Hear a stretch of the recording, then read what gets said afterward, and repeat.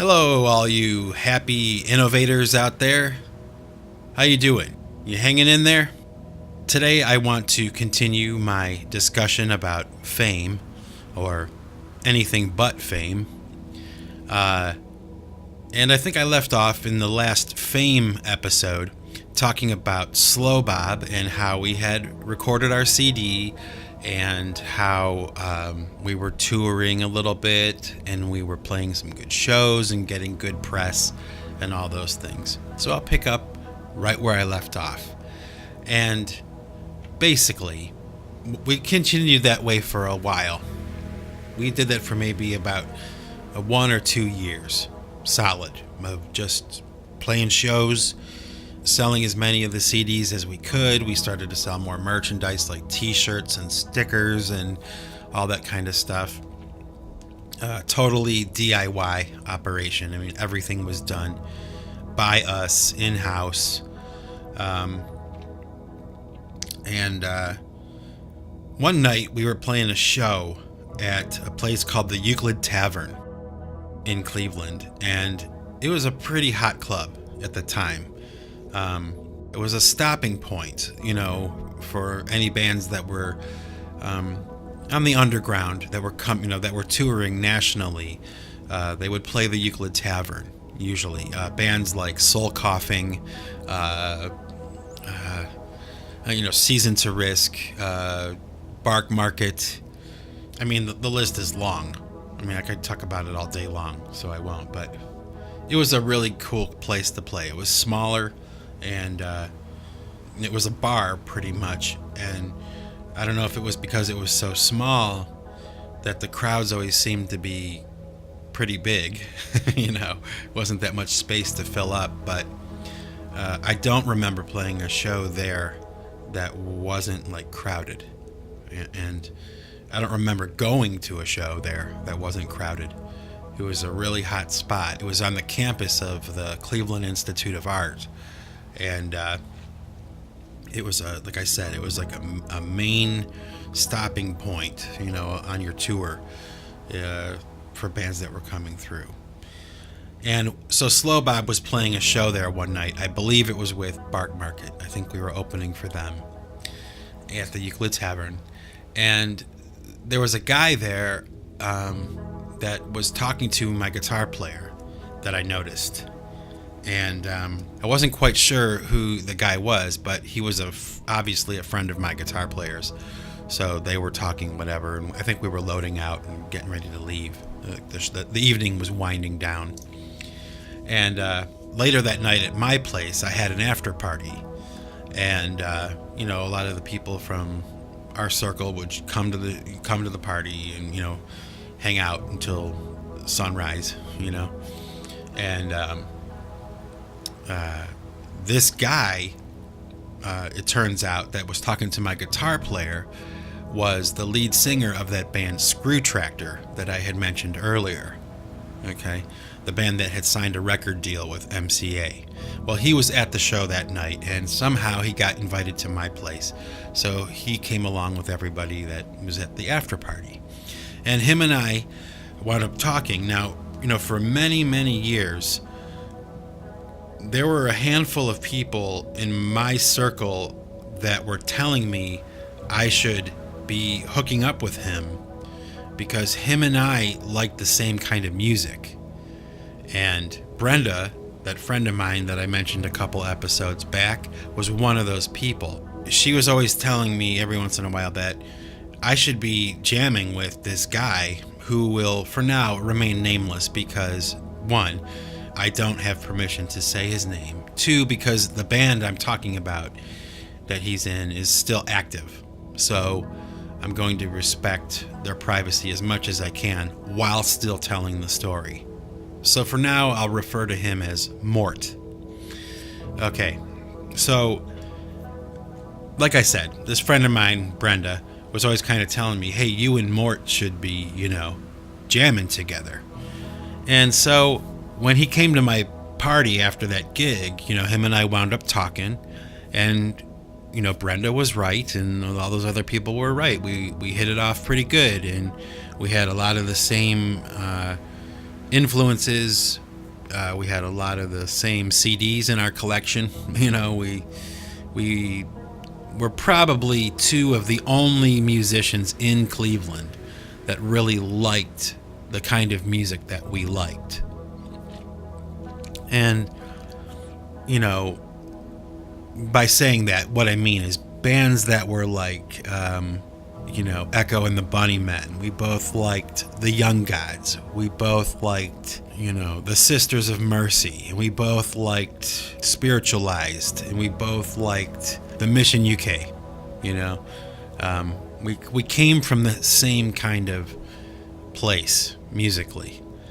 And so, throughout the course of this conversation that night, he kind of had floated the idea of us getting together and jamming, and I was interested. I was definitely interested. I knew that his band that he'd been in before had signed a deal to MCA, so he was a serious player. It wasn't a joke to him, and nor was it to me. We were very serious about it. I mean, when you're at the age of 25 or older and you're still doing the music thing, you have to be serious about it. What happens is, just by one, musicians that you knew when you were younger start dropping off and start going into reality, and living a life and leaving the music thing behind, or whatever. And what happens over time naturally is that crowd of people, that pool of people that you can select bandmates from, naturally just starts to get smaller and smaller and smaller. But what happens, I think, at the same time is that the quality of those players, the guys who really stay with what they're doing and they don't change their mind and they don't give up, are the ones who are usually better anyway. So even though that pool of musicians to draw from in your city becomes smaller, the quality of musicianship is actually better. So, I didn't agree to come down and jam with him right away because I was still in Slow Bob, and there was still a lot of afterglow from the whole Drumming for Integrity thing. And I was dealing with enough of that already. I didn't want any more. Okay. Now, right around the same time, a very important and significant event took place. I told you that I talked to Mort, the singer, and he wanted me to come down and jam with him. Now, not too long after that, the guys in Slow Bob, myself, and my cousin, we all decided that we were going to go on a vacation together. And what we did was we rented a house in North Carolina right on the beach, and it was massive. And everybody kind of pitched in. We got the house, and we all went down to North Carolina to spend a week at this house. Now, also a very important part of this story. It doesn't seem like much, but this is my story, so it is important to me. There's a group called the Tea Party. I was a fan of the Tea Party already. They're from Canada. I believe they're from Windsor, Ontario, actually, where Slow Bob had been spending quite a bit of time. And, I had been turned on to this band, and they were phenomenal.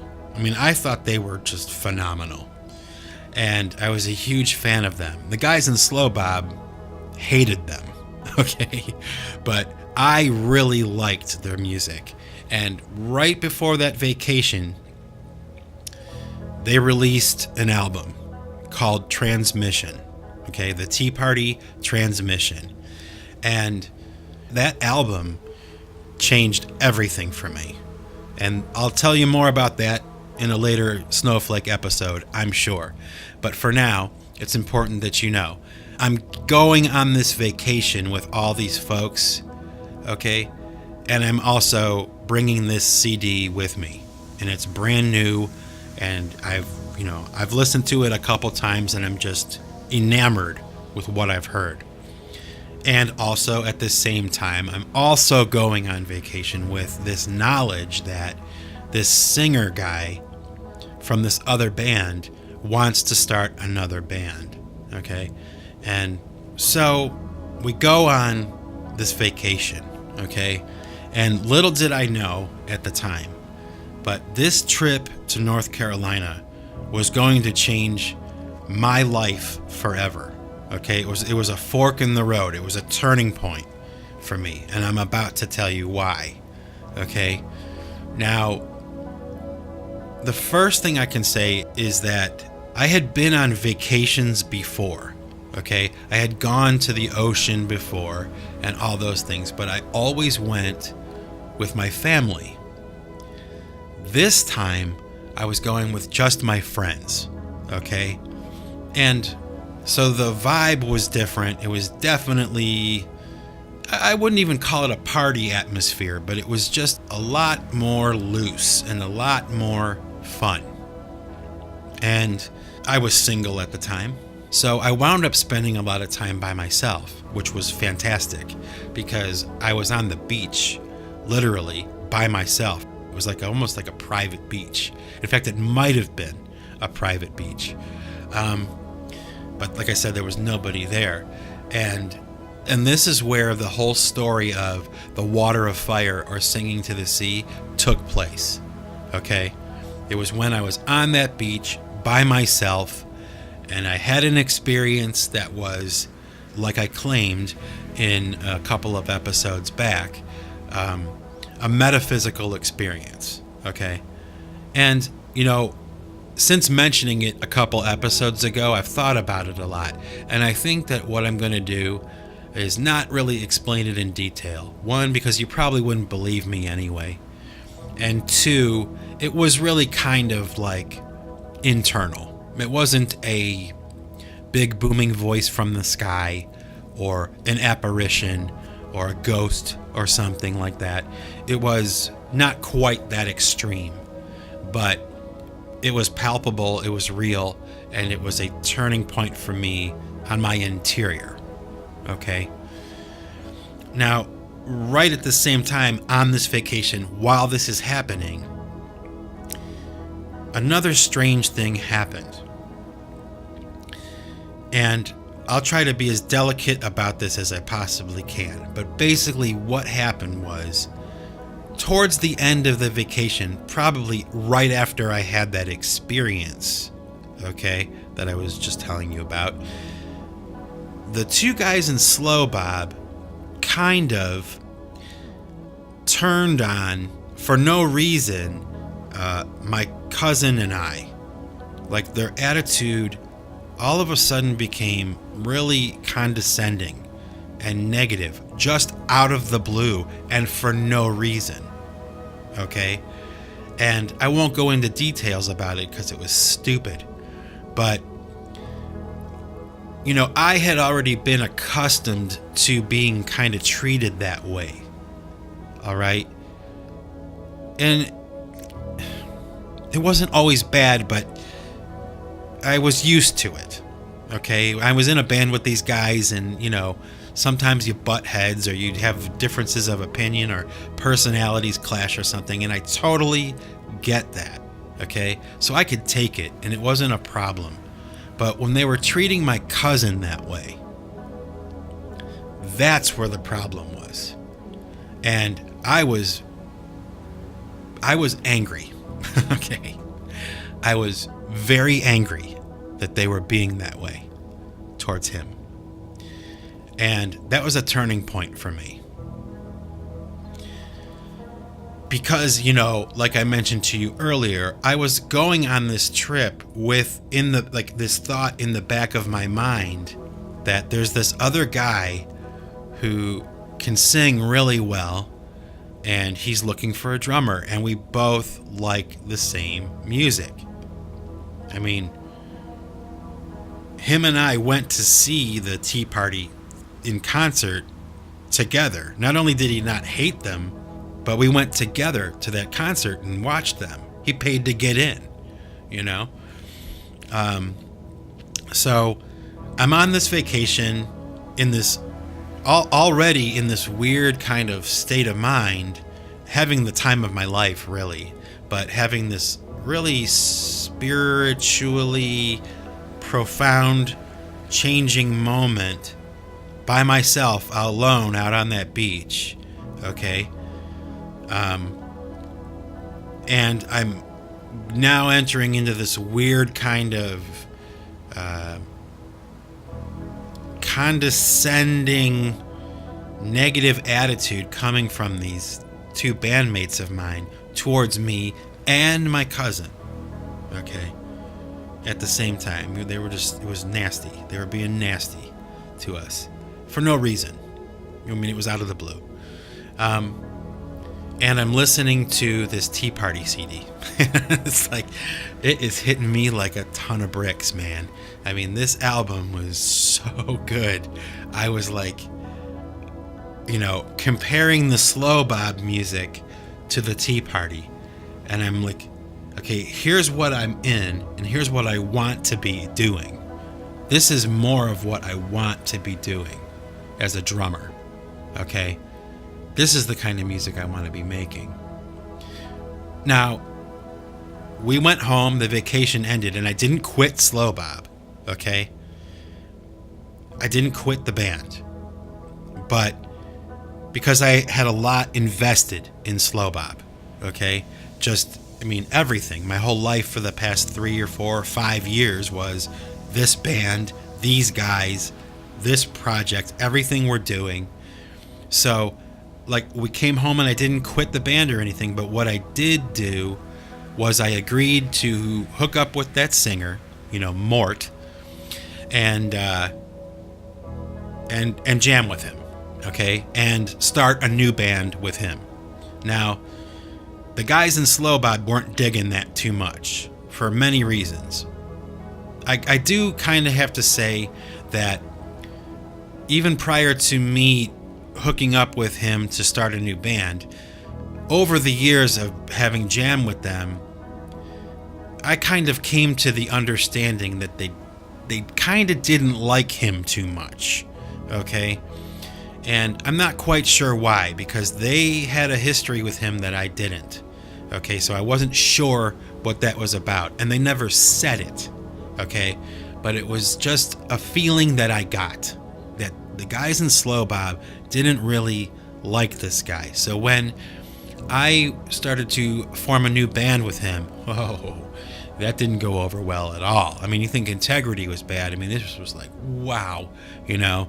But at that point, I kind of didn't care. Okay? I kind of didn't care. Because,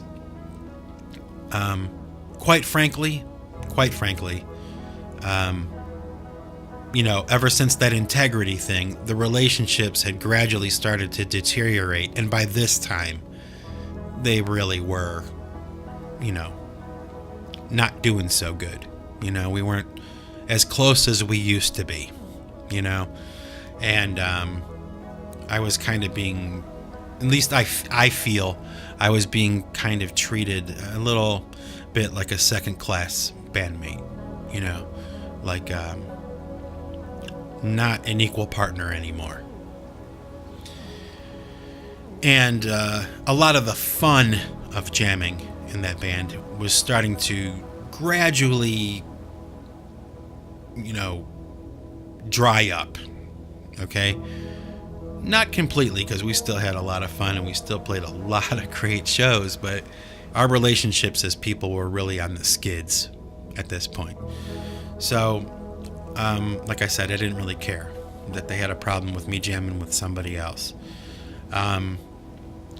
Now, what that meant for me was, you know, I was practicing in Slow Bob 3 nights a week, no matter what. So I had to make sure that my rehearsal schedule with this other band never interfered with that. Okay, and I went to great lengths to make sure that that did not happen. Okay, that the time with Slow Bob was respected, and it was honored as much as I possibly could. Okay? And I don't remember a time when that was ever breached. I don't. I could be wrong, but I don't think so. Okay? I always honored Slow Bob and my time with Slow Bob.